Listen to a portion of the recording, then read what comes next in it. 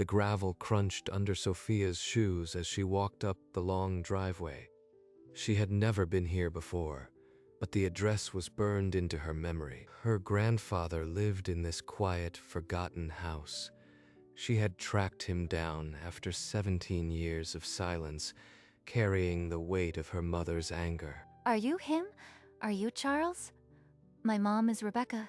She said, you abandoned us. Charles looked at the girl. She had Rebecca's eyes, that same fierce, wounded look. The look he had carried in his chest for 3 decades. Sophia, I knew you'd come someday. I just didn't know if I'd still be here when you did. You knew who I was? I have to know. Why did she tell me you abandoned her? What happened? That's a long answer. Come inside. There's something I need to show you. A photo from 1987. He turned and walked inside, leaving the door open behind him.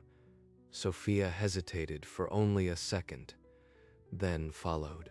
What's in that box? What didn't my mom see? The whole truth. The one I've kept since the day your mother was born. Sit down.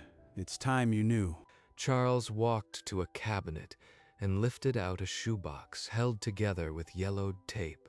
He set it on the coffee table with a weight that had nothing to do with paper. This box has been waiting 30 years.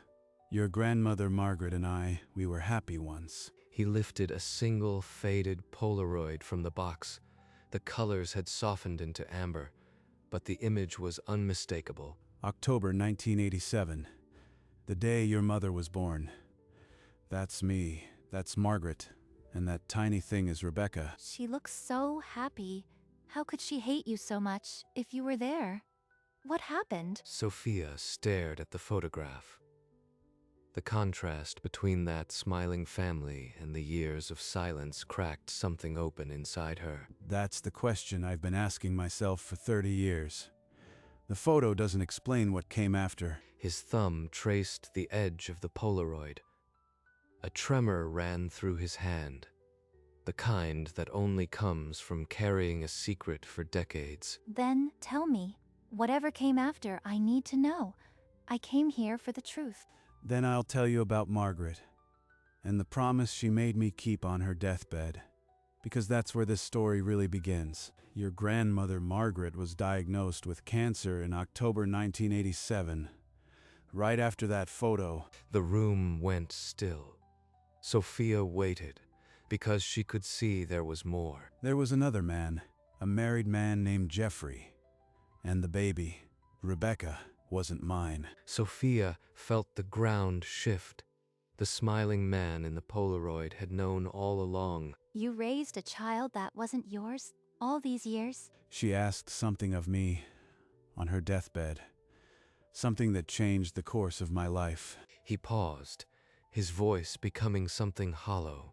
A door inside him was finally opening. What did she ask? What could make you walk away from your own daughter? To protect your mother. Margaret thought it was the only way. And then he began to tell her the words that had been sealed inside for 30 years. Margaret made me swear I would never tell Rebecca. I wasn't her real father. She wanted her to have a father who loved her. She died 3 weeks later. And I kept my word. I raised that little girl alone, knowing the truth but never speaking it. For 12 years, it worked. Then Rebecca started asking questions. She demanded to know why she had no father. Her aunt told her I had abandoned them, that I never wanted her. And you never corrected her? You let Mom believe that? If I told the truth, she would hate her mother. She would know she was born from an affair. Margaret begged me to spare her that. So Charles stayed silent. He became the villain in the story to protect a little girl's memory. Sophia stared at him, the weight of his words finally settling. My aunt, she lied, and you took the blame for a lie. I promised, and promises made on a deathbed. You don't break them, no matter the cost. So you let her believe you abandoned her. For 30 years, you just took the blame and disappeared. Charles reached into the shoebox and pulled out a bundle of envelopes. all marked return to sender in faded ink. Every birthday, every Christmas, for over 20 years. She never opened a single one. Sophia took one of the letters. Her hand trembled as she read the date, 1993, and the words that never reached her mother. I couldn't destroy her memory of her mother. Better she hate me than doubt the woman who gave her life.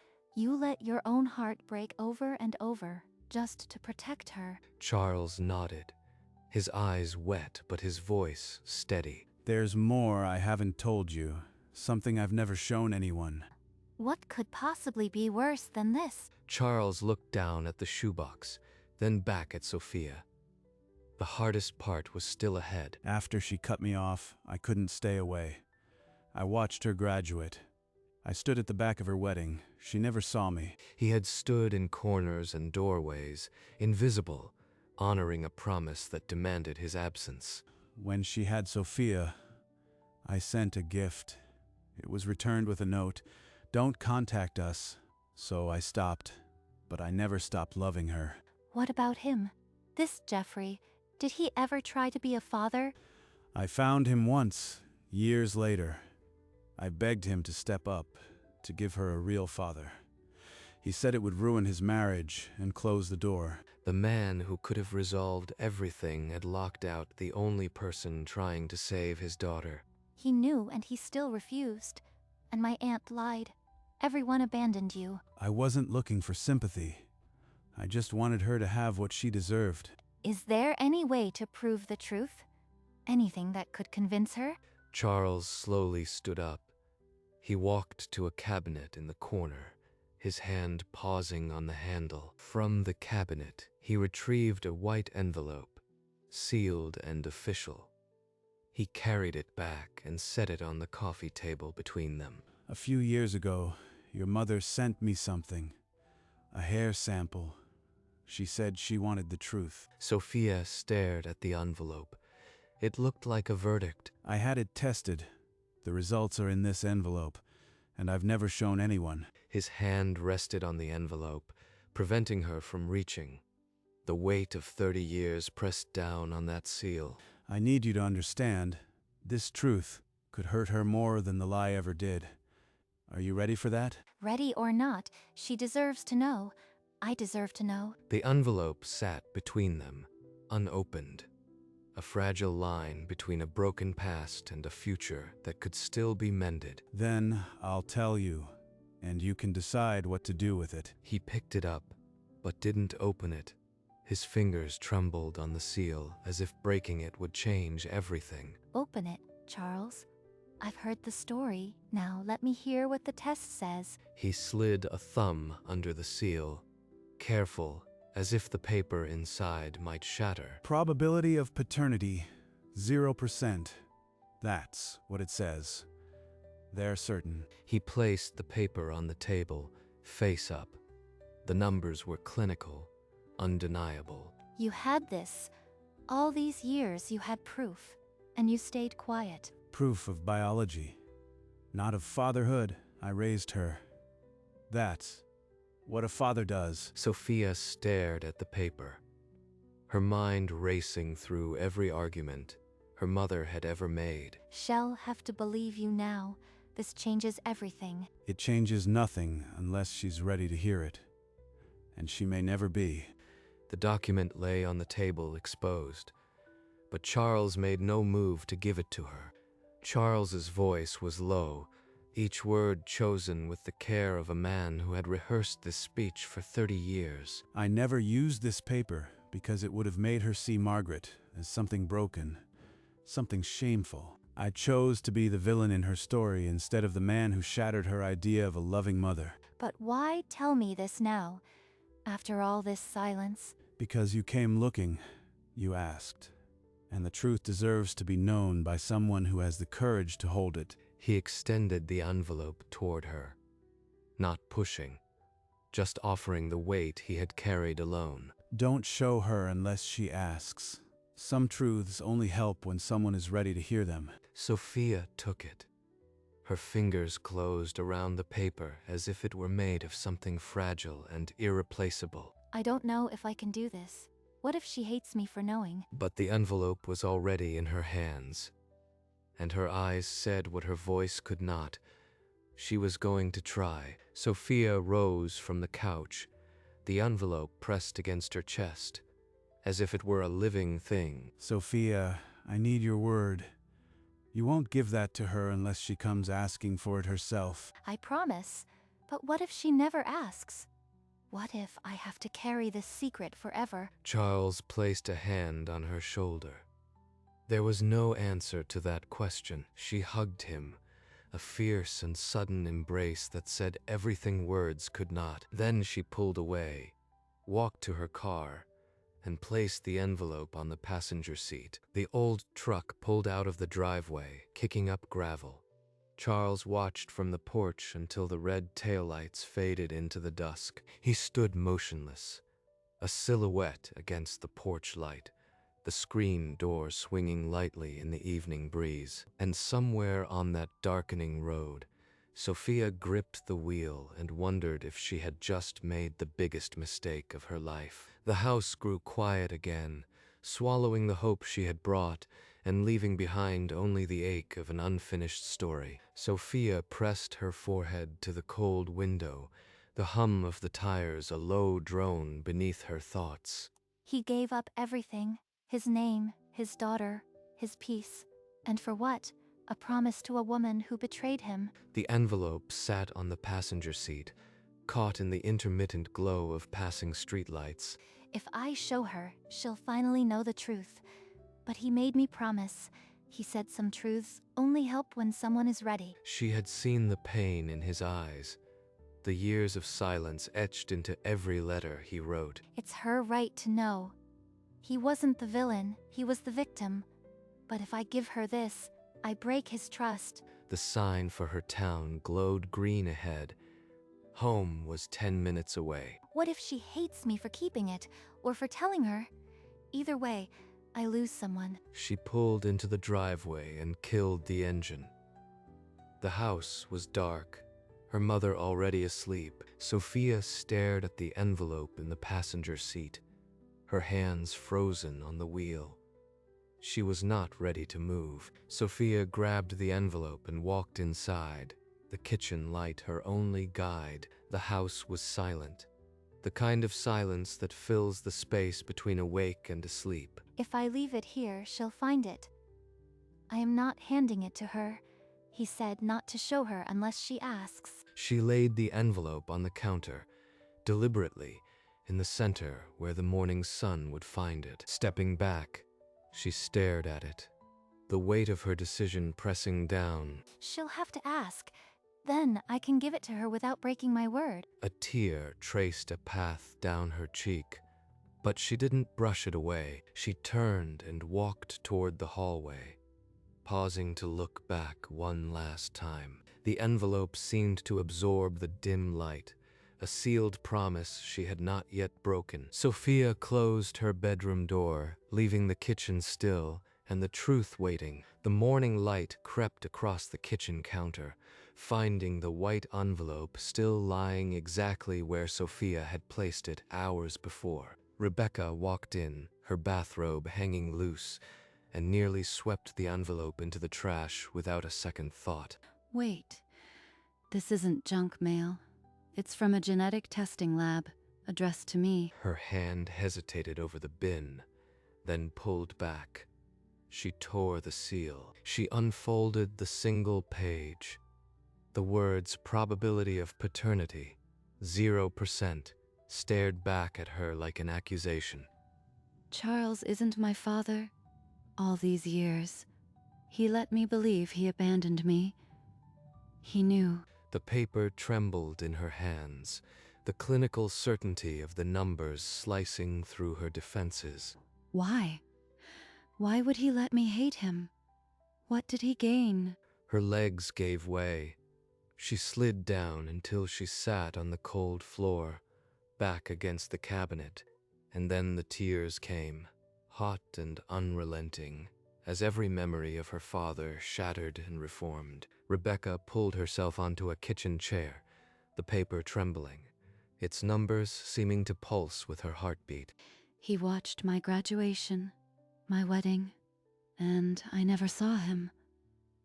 All those years I called him a monster. Her mind replayed the funeral, her aunt's cold whisper, the rain, the rage that had been planted like a seed. It was all a lie.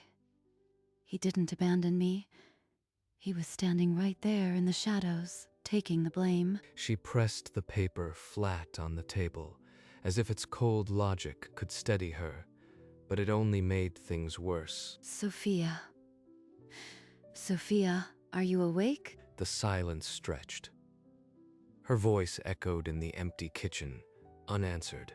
Sophia must have left this. She went to see him.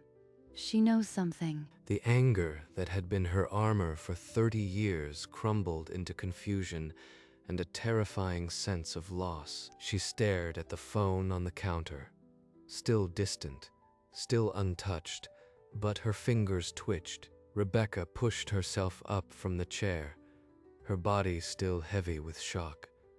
Her hand closed around the cordless phone, cold against her palm. She stared at the screen. The name was still there, Charles. She had never had the heart to delete it. If I call him, I can't take it back. This isn't just a phone call. This is undoing 30 years. Her thumb hovered over the call button, trembling. Then, without giving herself another second to think, she pressed it. The screen changed to calling, and the time read 3 a.m. She held her breath, 200 miles away, on a quiet nightstand in a dark bedroom.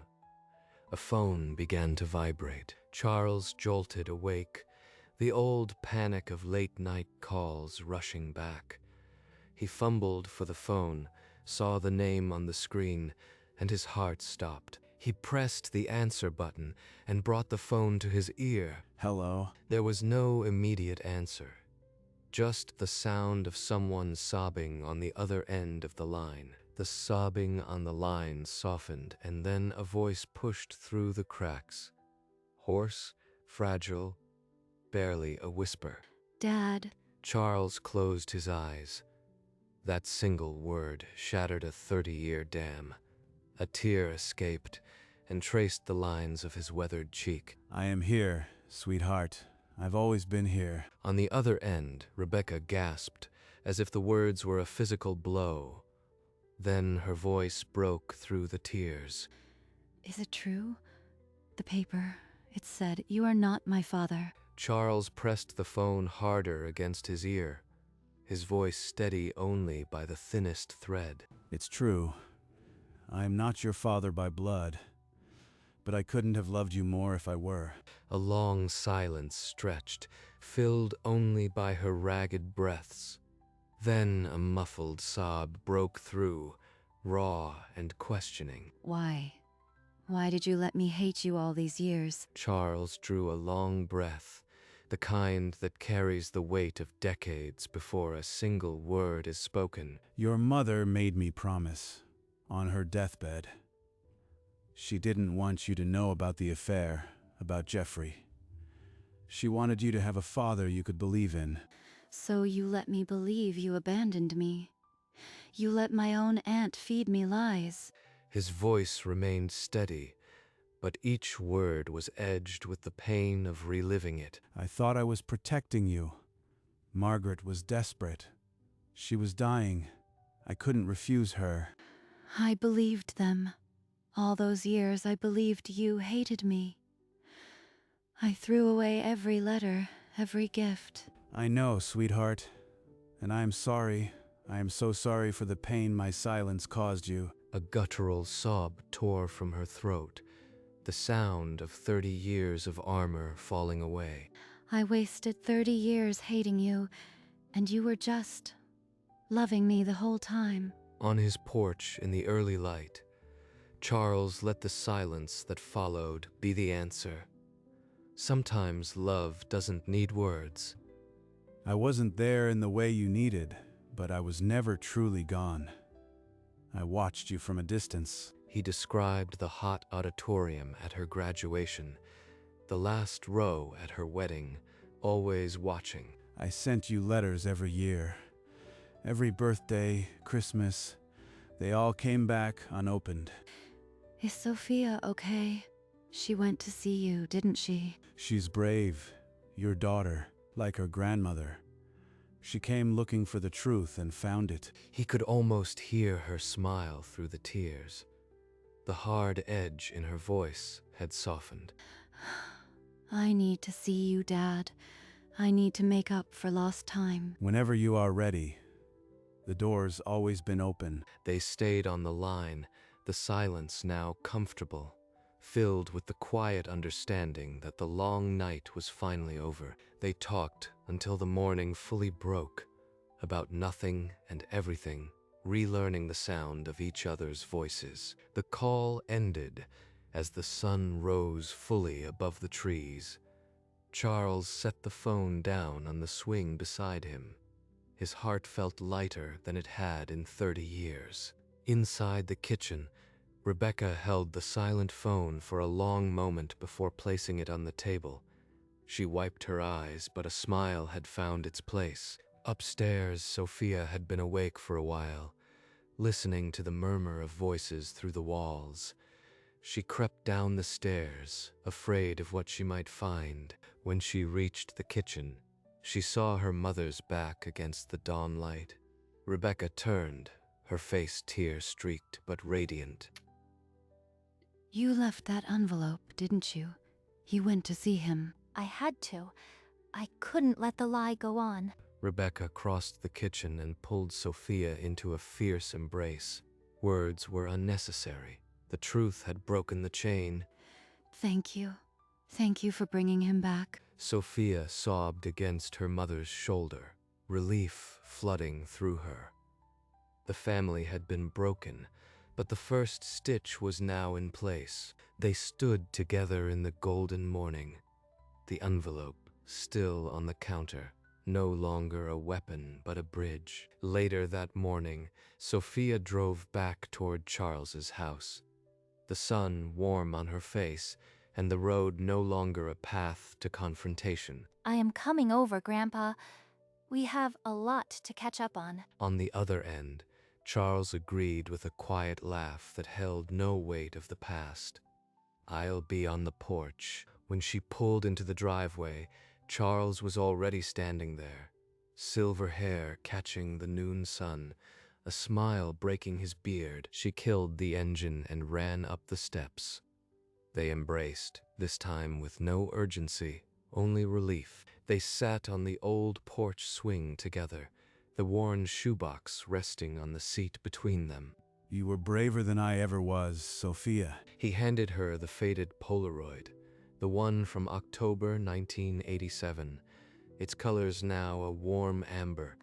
I just wanted my family whole. They watched the afternoon light stretch across the yard, the silence no longer an absence but a promise. Charles reached into his shirt pocket and withdrew the faded Polaroid, the one from 1987.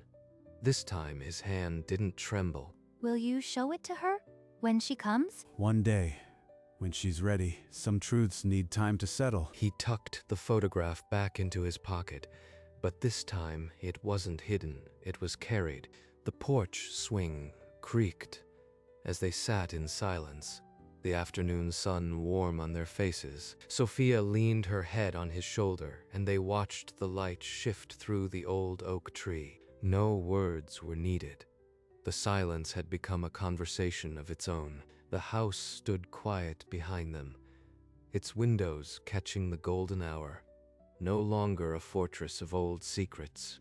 And for the first time in 30 years, the silence felt like home. They stayed there as the sun climbed higher, two figures on a porch, no longer separated by the past. The afternoon stretched on, the light softening into amber, as if the sky itself was finally exhaling. On that old porch swing, an old man and a young girl had bridged a chasm that had seemed impossible. 30 years of silence, broken not by a shout, but by a question.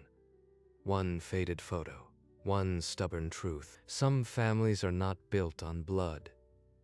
They are built on the stubborn, quiet love that waits through hurt, through false accusation, through decades of being unseen.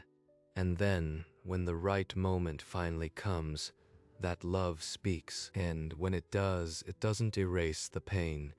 It transforms it into something solid enough to build a new beginning on. The house settled into the evening, its shadows long and gentle. The swing moved softly, as if rocked by a memory, and somewhere, a daughter was planning a visit. A grandson waited to meet his grandfather. The story, finally, was going to be rewritten. All it took was one girl brave enough to ask, and one man brave enough to answer.